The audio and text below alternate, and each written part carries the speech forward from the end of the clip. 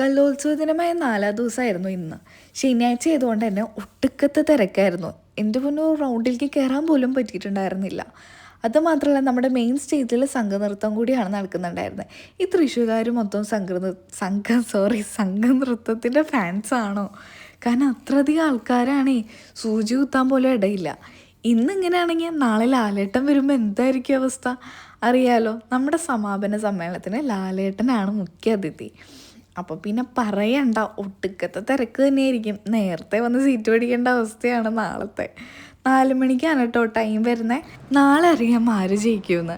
എന്തായാലും ഈ 9 മണി വരെയുള്ള ടൈമിൽ നമുക്ക് റിസൾട്ട് കിട്ടിയിരിക്കുന്ന കണ്ണൂർ 950 പോയിൻറ്റ്സും അതുപോലെ തൃശ്ശൂർ സെക്കൻഡ് നമ്മുടെ 945 പോയിൻറ്റ്സോട് കൂടിയാണ് കേട്ടോ. എന്തായാലും തൃശ്ശൂർ കലോത്സവം നടക്കുമ്പോൾ തൃശ്ശൂർ തന്നെ ജയിക്കണമെങ്കിൽ അതൊരു അഭിമാനം തന്നെയാണ്. കാരണം നമ്മുടെ എല്ലാവരുടെ ആഗ്രഹം അതൊക്കെ തന്നെയാണല്ലേ. എന്നാലും നമുക്ക് നാളെ കണ്ടറിയാം. എന്തായാലും നാളെ നമുക്ക് എല്ലാവർക്കും അവിടെ വെച്ച് കാണാം കേട്ടോ. നിങ്ങളും വരില്ലേ നമ്മുടെ ലാലേട്ടനെ കാണാൻ?